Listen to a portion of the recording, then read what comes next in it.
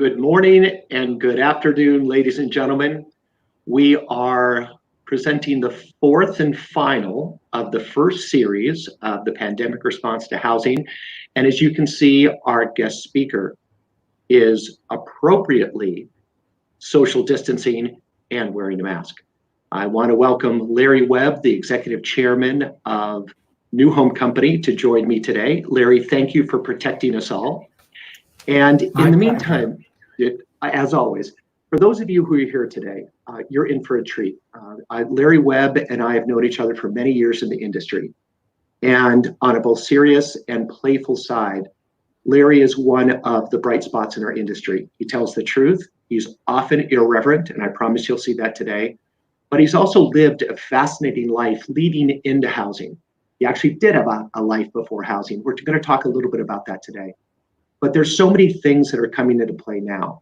Of course, the pandemic and what it's doing to housing, what it's doing to our economy, but also how we in housing are going to react to that, how we're currently reacting and what we're going to see going forward. But also based on our past and where each of us is from, how we respond to that is also an important thing to consider. So today, it is with great pleasure I formally introduce to you Larry Webb. Larry, thank you very much for being with us today. And are you ready? Sure. I'm looking forward to this, Tim. You and I go way back, and that's a good thing. I actually put the mask on for a purpose, since this is about leadership and leading through disruption and in difficult times. I think it's fair to start the conversation by saying sometimes leaders have to do things that are a little uncomfortable or may not be something that they feel so great about, but just wearing the goddamn mask is the right thing to do. And if we had a president who put a mask on 4 months ago, I have a feeling the nature of what our country would be like might be a lot different. So I put it on for a purpose. Well, thank you. And stay with that because, the elephant in the room is COVID-19, what it's done to the economy, what it's doing to us as human beings. When you think about COVID and the impact on our industry, share with us what you're seeing and how your organization is responding to COVID-19, both operationally, and then let's also get into product. Well, I think the world through COVID is changing pretty significantly, and I don't think there's any going back. First of all, we spent 4 months, almost 4 months, working at a distance, working from home, working partially in the office.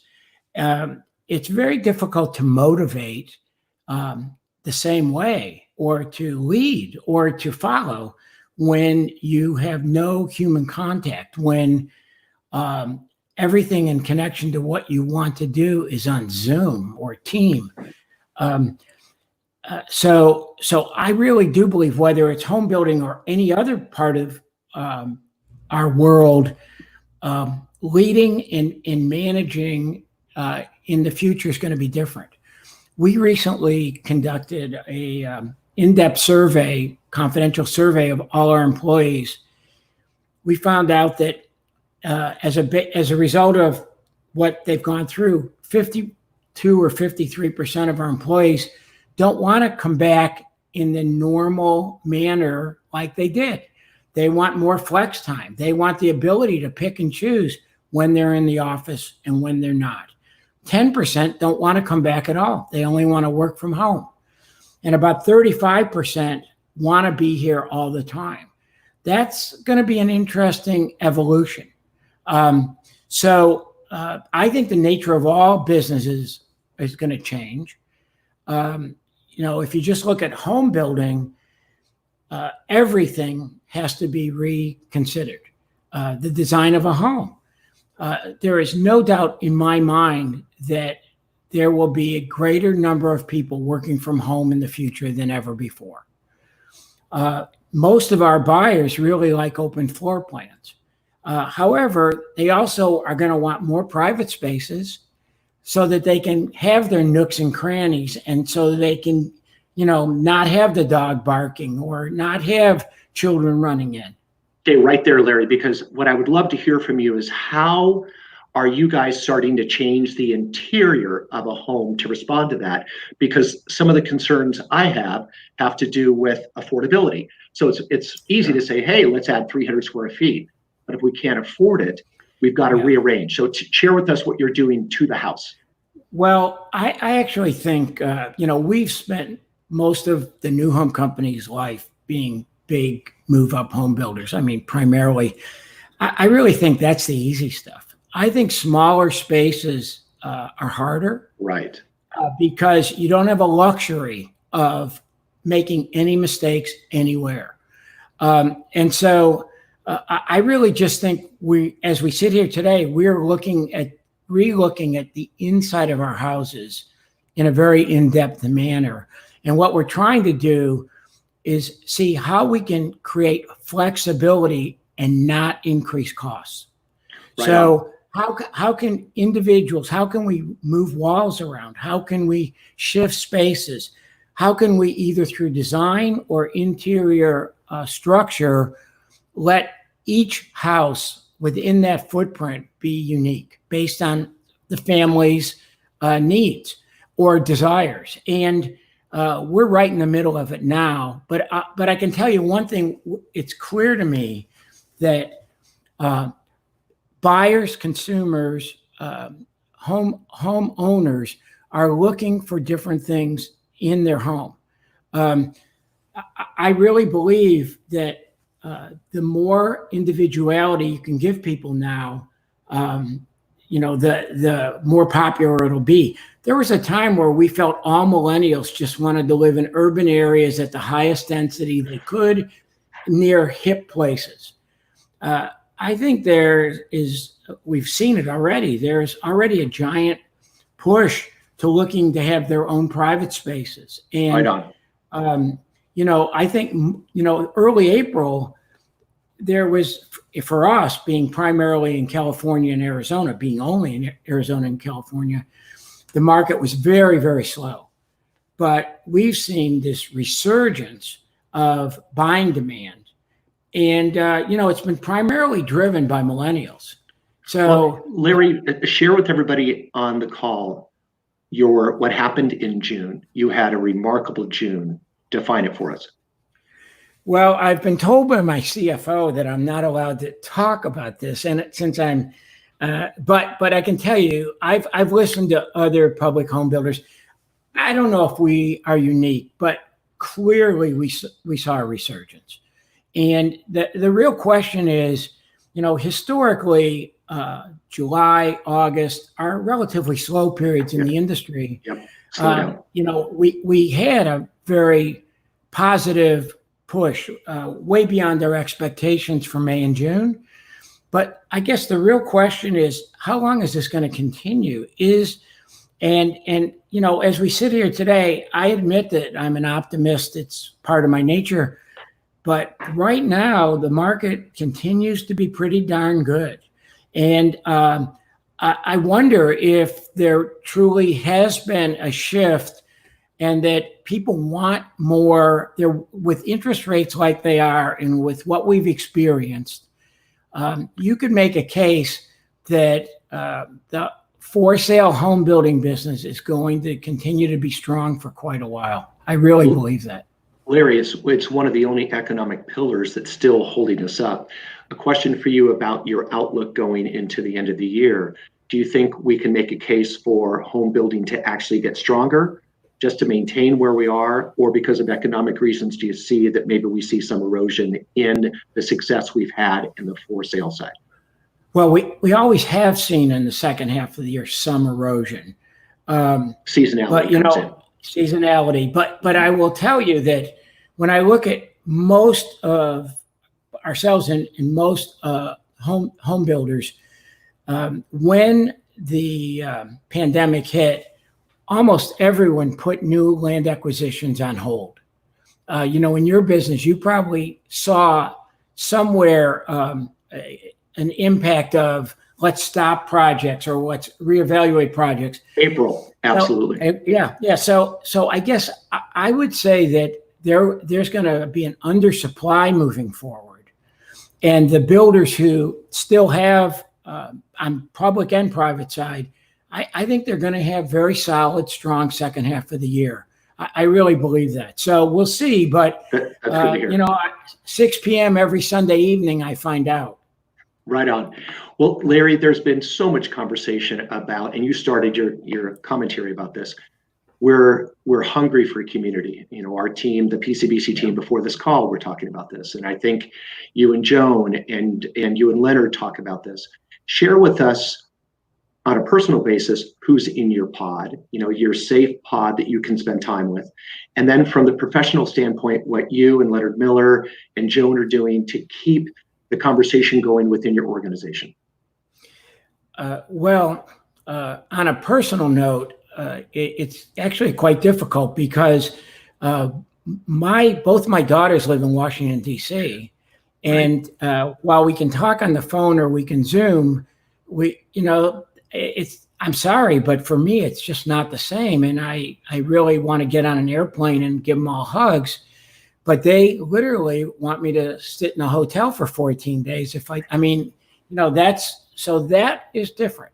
The first month, really, my pod was my wife, Joan, and total. And if you're going to be in a pod, you might as well be with somebody you love. So I can't complain. It was a good 30 days, but it's now expanded, but we're still cautious. And Joan has a 93-year-old mother who's we are very close to.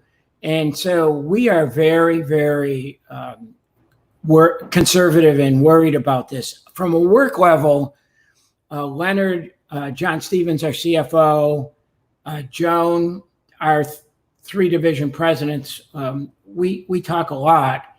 I would say that our company has more meetings than they've ever had. And that's really Leonard Miller's as CEO has been really the strong proponent of that. They've had more meetings than I ever had ever. And so, we believe we're closer together than we ever have been. I would say that we'll see how this works out. The idea of it's been 4 months and I haven't been to any of our divisions, and either has Leonard. It's only been on phone. Right. The good news is we have great division presidents, but I don't know what other builders are doing, but I think it's very similar. Yeah. Although depending on what state we're in, there has been an earlier go back to offices. Some of the Texas and Florida markets and the Carolinas. Yeah, how'd that work out for him? How'd that work out for him? Actually, you should ask him. Yeah. I think the home builder side is doing okay, but when we look at the overall population, that certainly hasn't gone as well as we hope. We did I mentioned to everyone, we did a survey. And one of the interesting results was that, and I believe we've been really upfront with all our staff in what's happening, what we see. We're first and foremost worrying about their safety. And we got very interesting results that I'd be interested in what other people thought on this. And it's as follows. All our field personnel, and by field personnel, I mean on-site supervision, customer care, our designers, and our salespeople, all had almost the exact same results. About 65% of them felt comfortable and safe in how we've handled things, but roughly a third felt uncomfortable still, no matter what we've done. And we feel like we've gone to extremes to make sure that they were safe, to make sure that they had, were properly prepared. And yet all these different professions, because they were out in the field and away from the office and office staff, 90% of them felt very comfortable. So that's pretty incredible. Well, Yeah. Larry, I think there is a sea change. I think there's always going to be a need for an office. I'm in my office today. There's one other person that normally there'd be 25. And we have a pretty safe setup with separate offices, open space, and a barn door that opens all the way. But I think that there are people in our organization that have young children, and the flexibility they have being able to work at home, managing the kids, particularly if the kids have to be at home for school. Right. That's a non-starter. They have to be at home. I think this is a semi-permanent thing. There are people like me who no longer have kids at home that would prefer to be in the office, but I think we're going to have this mix of both for quite a while. And it's going to change the way we use our office space. Well, I have spent most of my life talking about work-life balance, but if you want to really be truthful, I guess people who haven't had work-life balance, who worked a heck of a lot more than they did at home, we kind of like those people more. We always bragged about how hard they worked. I think that world is more challenging today. It's a lot easier working in the office than it is at home. There are fewer distractions in an office than there is at home, and we'll see how it goes. But I think one thing that's been clear in the last 4 months is you don't have to be in your office 50, 60 hours a week to be effective at what you do. Amen. I'll bet you traveled less in the last 4 months for business than you ever have in 30 years. That's absolutely true.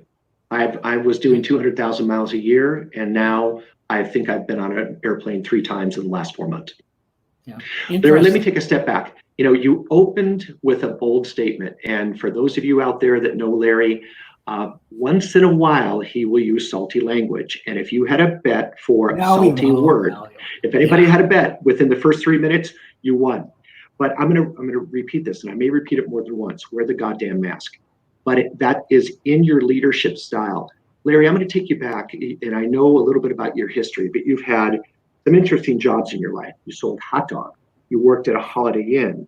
You worked on a Ford motor assembly line. You were in a steel swing shift, a steel plant swing shift. That's a diverse setup, leads you to where you are now. What are some of the lessons you've learned that you've taken to today? Look, I grew up in Buffalo. When you got a job, everybody did. But I have learned a lot in those positions. What did I learn? I learned that you should come to work early, that you should work really hard at anything you do. I learned that you should ask questions if you don't know what the answer is.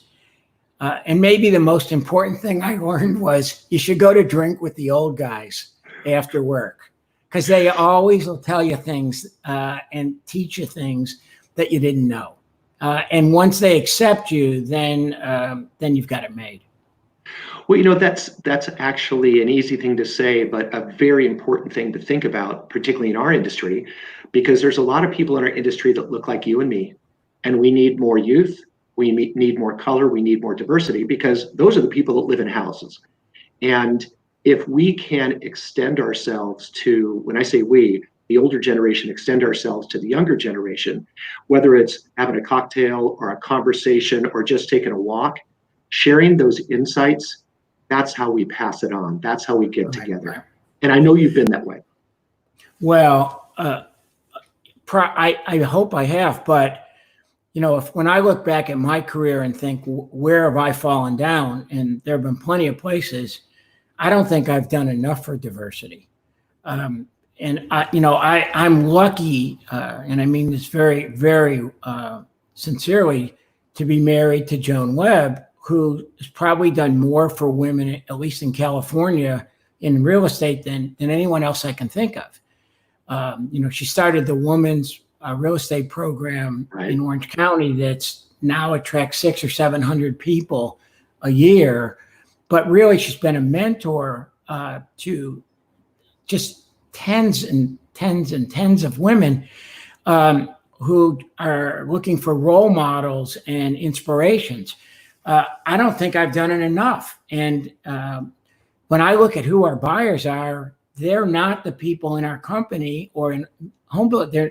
You go to a CEO conference and it's guys who look like me. I mean, Cheryl Palmer's there. I know, and Cheryl's done a great job. I'm not trying to, but the reality of it is I should do more, and I will do more. I will do more. All right, we're going to dig deeper into that, because one of the things I'm always interested in, particularly for somebody who's had a long career as you have, were the mistakes that you made. Because I know for myself, I can list a lot of them, and they've helped guide better decision making. You mentioned one, which is you will, going forward, do more for diversity. And Joni, if you're listening, and at some point I know you will, we're going to hold his feet to the fire. But good. Larry, help us with another issue or two, another mistake or two that you've done, and how it's helped shape better decision making. So, for everyone out there, we've all made mistakes, and that's part of our industry. It is not black and white. It's complicated, and it's changing all the time, and it's one of the reasons I love it. It really is a challenging business. If I really think, and so I could point out so many things I've done wrong, but the worst and most significant thing that I have did wrong and I've learned from is that in the past, sometime at Lang, sometime at Greystone, sometime at KB, I sometimes would work with people and allow people to work in my organization who were very good at their job, but didn't have the same values I did towards their employees, towards their teammates, and towards their customers. And to make my goals, to make the numbers, I would kind of overlook that differentiation in values. Because they were good at it, or why would you overlook it? Because they could make the numbers. They could make the numbers, period. And public, private, that wasn't the issue. It was, I wanted to, quote, be successful. And what I know now is you can only be successful if you do it the right way.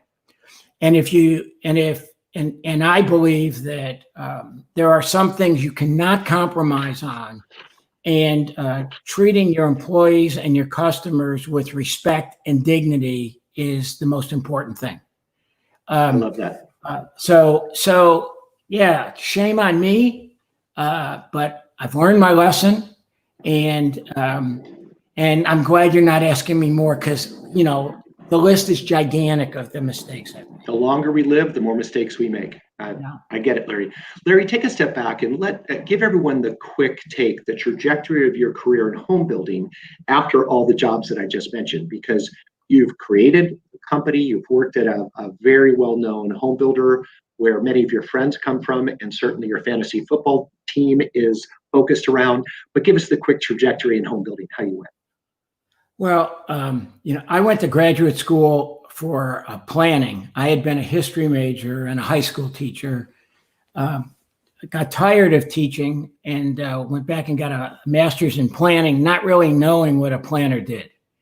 I had read a book about Robert Moses, who was the most famous city planner in the United States, had been city manager in New York City for a long time, called The Power Broker. And I thought, okay, I kind of like that. I would like to run a city. Graduated, got a job for 5 years, Tim, doing market research.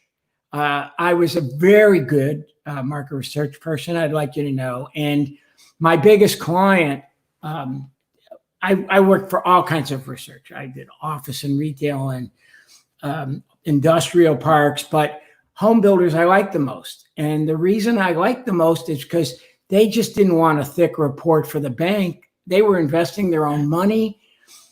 They needed, and in the very early 80s, market research was pretty at its infancy. And I felt like we were friends. And my biggest client was a company called Mission Viejo Company. I've heard of them. They were just starting a project, a community called Highlands Ranch in Denver, Colorado. And they offered me a chance to come and be the director of marketing and product development. And I jumped at it. And I did that for 3 years. And then was wooed away to California, worked for a public builder for 4 years, and running a division. And from then on, I've primarily been CEO of, first John Lang Homes, and then the new home company. So, it's interesting the journeys you have in your life. At 22, I was more worried about, could I get, Charlie Smith in college, or could I get somebody to be motivated as a teacher, or would my soccer team, could we win a game? Never thinking that, for most of my last 35 years, I'd be leading home building companies or working with great people in home building. So, you don't always plan out how it's going to work out, but I'm really glad it did. So Larry, you've been a coach, you worked in research, you created and then ran home building companies. Go all the way back. When you were a little kid, what did you envision yourself being? No doubt about it, a professional athlete. There's no doubt, okay? All 5'6" of you. Well, yeah, I was less than. A freshman in high school, I was 4'11" and weighed 95 pounds. I played goalie in soccer. We can dream. I'm still dreaming, So I thought I would be a professional athlete. And then if not, I thought I would be a coach. In another life, I couldn't be a professional athlete, but I'd be a great coach. Well, that's one of your jobs now, isn't it? In fact, it sure is. As you have shifted from CEO to chairman to executive chairman of New Home Company, you're working closely with Leonard Miller. And as I understand it, because Leonard did, by the way, a wonderful job at an Orange County BIA event that we did just a month ago. And he was talking about some of the factors of keeping the teams integrated. But I understand that you two are spending a fair bit of time and you're transitioning knowledge and helping coach him try to make the organization better. Is that a fair statement? Well, I want to help Leonard. Leonard's a great guy, and he's new to the role of CEO, but he knows the industry. He's great at it. He doesn't really need my help, but what I can provide, one of the most complicated and difficult things for anybody listening in leadership, in whatever you are, a department chairman or a VP of project management or any job that you have out there where you're leading people, is that it's easy to be isolated, and it's hard particularly to get now. Yeah. Yes, and it's very hard to get clear information and honest responses to how you're doing. And I think one thing leaders need is a reality check. And so, Leonard and I are friends, so I hope that he's comfortable with me giving him at least my vision of reality. It makes it easier because I love the guy. So, but he doesn't really need my help, but it just makes me feel like I'm doing something. So I like that. Well, the fact that you put information out there, the fact that you offer it up, he can take it or leave it, but at least he has the option to, it's like reading a book. What are you going to take? Right. Speaking of books, are there any seminal books that you've read? You mentioned, the planning book way back in the day, but are there any recent books you've read, either fiction or nonfiction business books, that have really lit your mind up? I have, for most of my life, been relatively cynical about business books because they often present complicated situations in a seemingly black and white manner. The two best business books I've ever read are both written by the same person, a guy named Jim Collins. Oh, sure. And it's Built to Last and Good to Great. And I was fortunate enough to become friends with Jim Collins, and I got to edit his third book. And I am not proud to say I don't think it was as good as the other two, but I do think he is the most clear thinker for all types of business. And I've often said to Jim, why don't you ever include a home builder in one of your books? And he looks me straight in the eye and says the same thing every time. He says, when I find a well-run one, I will. Wow.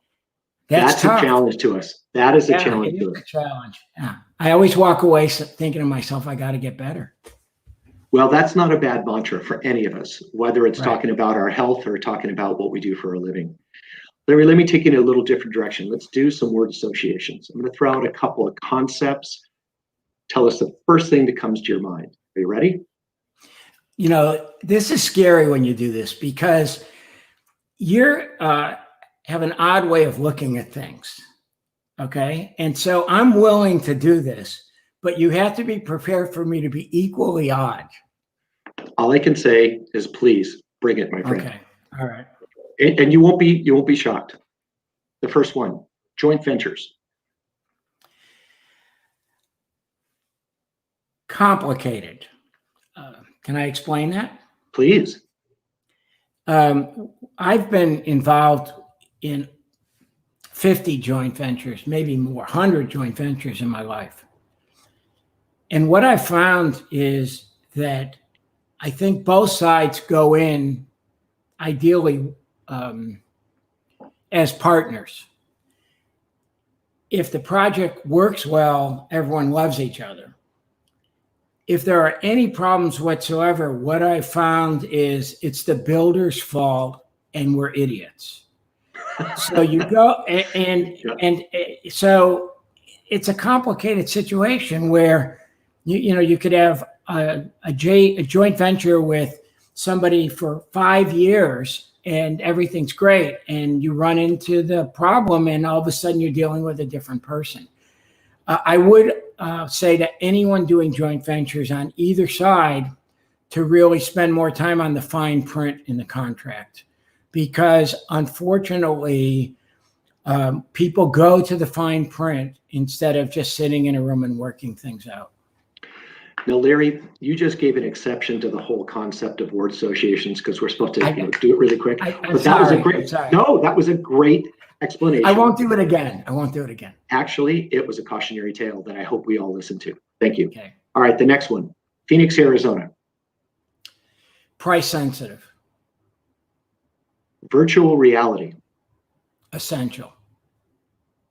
55 plus product.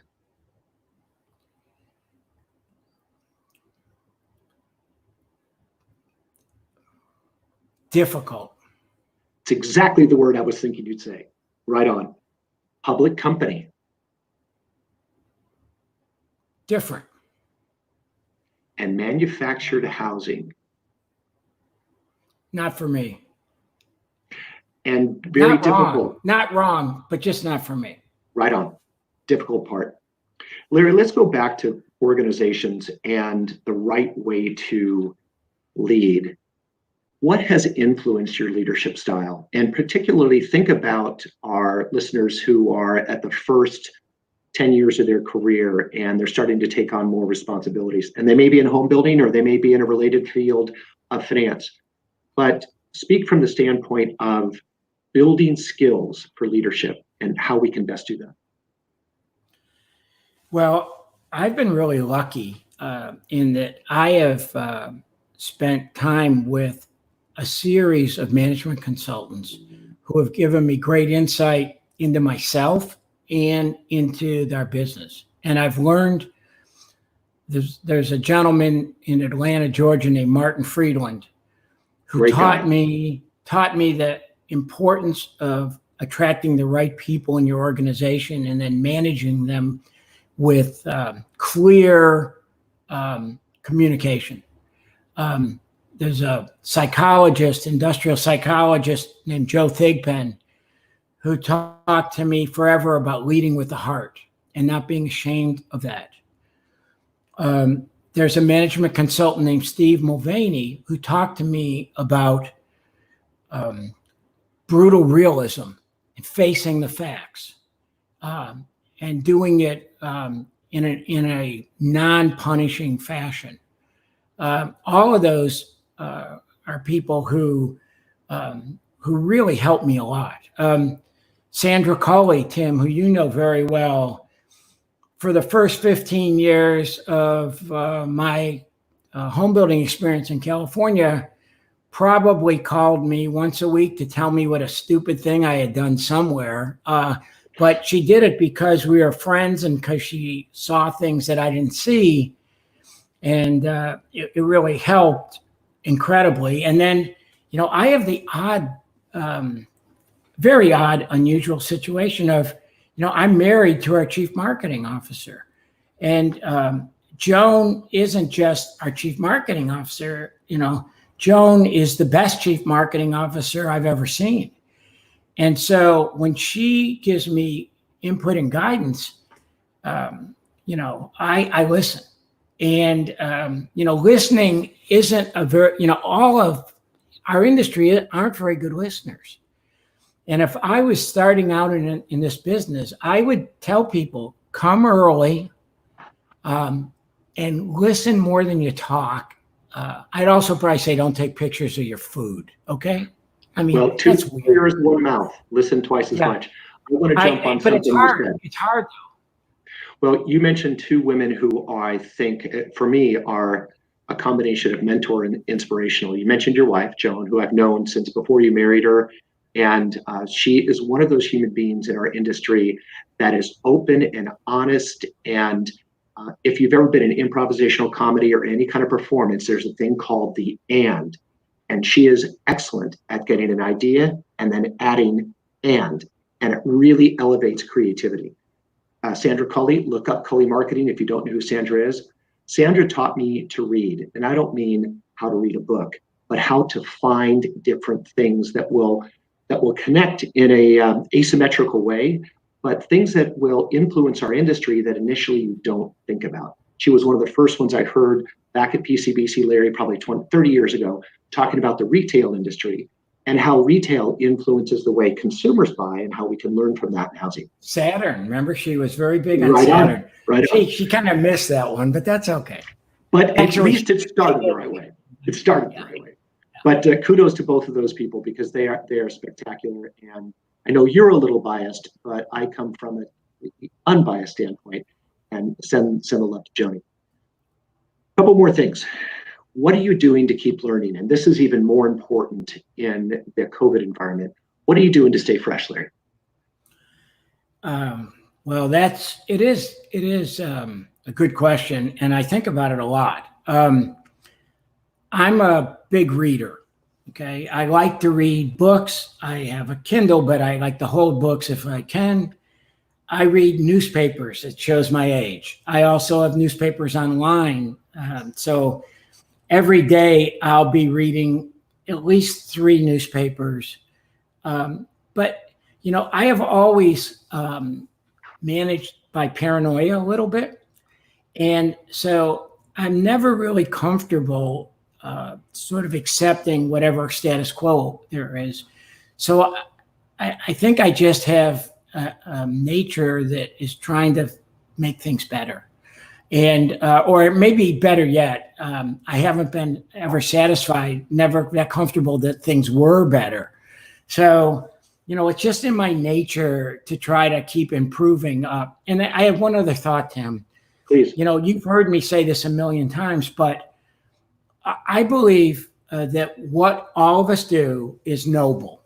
That building homes for people is a great thing to do with your life. But with it comes a responsibility to keep getting better and do it better. If what we did was just okay and a way to make a buck, who cares? But we change people's lives. So we don't have the luxury of maintaining the status quo. And you don't either, because you have to look at consumer attitudes, which are always changing, and never just say, this is what works. Larry, our CEO, Jeff Meyers, who you've known for many years, if he is nothing else, he's constantly pushing us on disruption, but disrupting ourselves from a technical standpoint, from a personnel standpoint, from the companies that we can add to us. He gets it. Larry, so I have a lot of materials from years past of us together. And I just want to let everyone on here see, if you can read that. This goes way back when. Home building is a noble endeavor. It comes with incredible responsibility. I printed that out from something previous, Larry, and it's funny that you brought it up because it's sitting right here on my desk. I appreciate that. A couple of other Well, things. I also, it might point out that I may not have a lot of new ideas, but that one is long lasting. It's a good one to keep going. It's a good one. Yeah. And how about morning ritual? Do you have one? And if so, what do you do? Oh yeah, I have a great morning. I get up early. For me, early. I get up at 5:30 to 6. I make coffee, or I get coffee for anyone who's around in the area. I read 2 newspapers. I walk our dog Charlie, the first dog I've ever had in my life, and then I make sure I exercise, and I do that every day. So you're working the mind, you're working the body, and taking care of the puppy. That works. And juicing myself up on coffee. That works. And anybody's in the area, so if I'm driving by, I can stop by for coffee. If you stop by, I got it for you. You got it. How about almost the last thing? There's a power that I'm going to bestow upon you right now. It's the magic wand. And if you could wave your magic wand and change anything in our economy or our housing market, what would it be? I would love to solve the problem of lack of affordability. I hate that that what we do is really only aimed at a small group of people. And when I see, for example, the homeless situation in our country, it pains me greatly. And I know it's complicated. And I think homemade is the best thing the home building industry's ever done. I've spent a long time in my life involved with it, but I would like to figure out how to make houses more attainable for everyone. And it's sooner or later, there is going to be some connection between that and the manufactured housing side of the world. We haven't cracked that code. That would be fine. Yeah, we haven't cracked that code. Larry, before I do a quick wrap up, I'm going to turn it over to you now. And are there questions that we didn't ask, or the questions you want to ask me, to make sure we cover the factors of leading through disruption and the lessons you've learned and you want to share? Tim, one thing I would say, the concept of disruption is a great one. And one of the reasons why I think it is so important is that, we're basically a family industry, father to son. There's if you look at many of our home building companies, they're named after the founder, and Hovnanian, Lyon, you go on and on, Lennar, family businesses that evolved also on the local level. And I think family businesses, as a rule, have a strong patriarch and aren't necessarily susceptible to change and evolution. And that's why disruption is so important. But I think that you can only be a disruptor if you also have a concept which I would say involves love. Because anybody can come in. I spent a lot of my life dealing with investment bankers, for example, or hedge funds. And they want to talk about the numbers and the statistics. I want to talk about love, and why loving what you do and loving who you work with and loving who you work for makes you special and different. And if you look at a guy like Greg Popovich, for people who know the San Antonio Spurs. Oldest coach in NBA. Oldest coach in the NBA, but, kind of like me, an old coach. He has said over and over, the only reason he can challenge and push his players is because they know he loves them. I sometimes make outrageous statements, sometimes just to shake stuff up a little, and sometimes to get people to think, and sometimes because I really believe it. And you have to figure out which is which. But I hope people listening know how much I love what I do, how much I love our industry, how much I love being involved with the people who are listening. I'm very proud of what we do. I love disruption, but I love disruption that's combined with love. Larry, I'm going to jump back to a couple quick word associations before I wrap it up. And the first one has very much to do with me spending time with you in September. The number one fantasy football player for 2020. Lamar Jackson, sure thing. What about Mahomes? I'm just all right. Tim. You called it. You called it. No, it's your show. Trust me on this. Okay. I agree. Number two, the quarantine word association. Painful. And the last is really a question from one of our listeners. So should Roger Clemens be in the Hall of Fame? I think all the dopers should be in the Hall of Fame if their stats did it, because we don't know who did it and who didn't.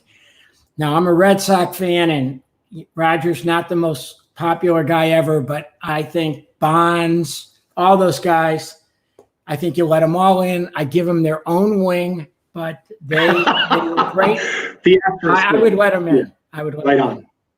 Well, Larry, I'm going to summarize a couple things that really are lessons learned over the years of our friendship, the times that we've spoken, and today. I'll start with some of the historic things. And this is for everybody listening. Number one, listen first. And Larry loves to talk, and he talks a lot, but I promise you, it's true, he listens. Number two, if you cuss, mean it. Make it emphatic. Number three, you can always improve. Number four, don't take yourself too seriously, but be serious about excellence. And number five, use research to drive people, processes, and product. But today, we talked about some new things. We dug deep into leadership.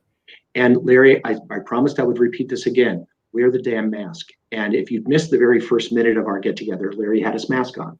And Larry said, well, it might be hard, it might be unpopular, but to be a leader, you've got to do the tough thing. You've got to do the right thing. And the mask is one of the ways we can help lead today and keep our people safe. You also mentioned about products. I love the fact that you're talking about changing the interior space, and you acknowledge that we've got to be very careful about expanding sizes because attainability and price is so important to our buyers. And your company's even made a pivot from really the high end to more attainably priced product. But your quote is one that I hope everybody takes away. Smaller homes are more challenging to deal with because we have less space to work with. So the concept of, will we use maybe Murphy beds? Will we use convertible spaces in a kitchen, in a nook?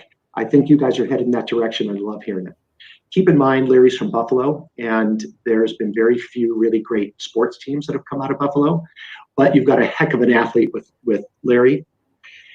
I think one of the biggest things that I heard you say today, when you were talking about the element of diversity, you haven't done enough yet, but the biggest mistake you made was value alignment and allowing people to be in an organization that maybe performed well, but weren't aligned. And these were the three things that were so vital. Weren't aligned with employees, with coworkers, and customers.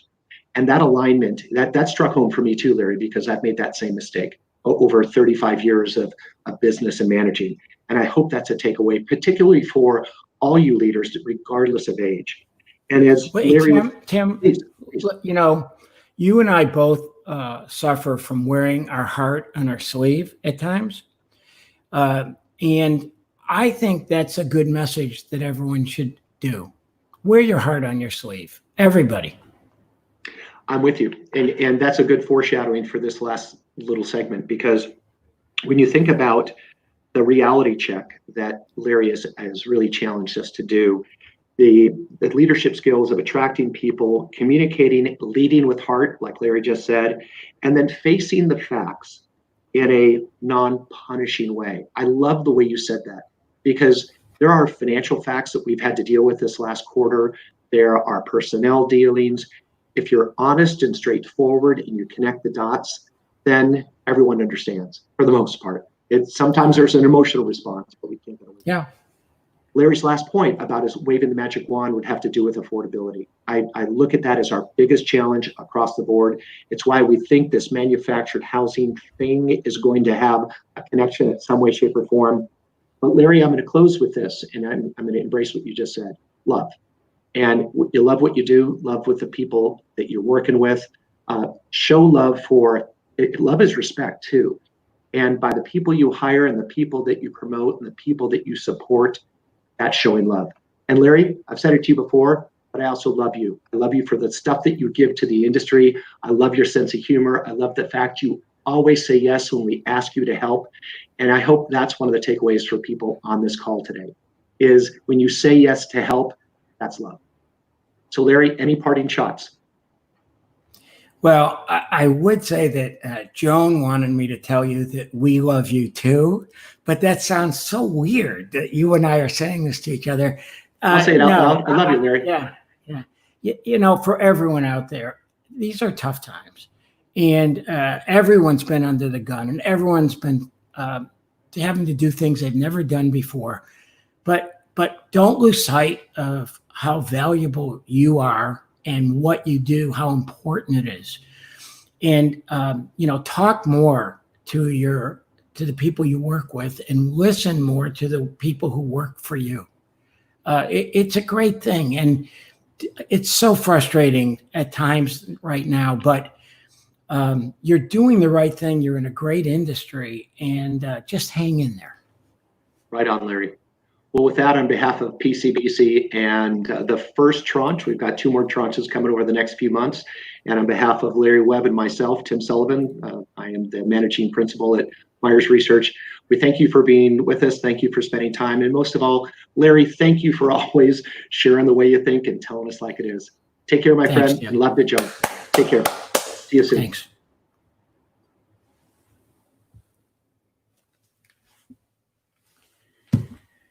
Joan.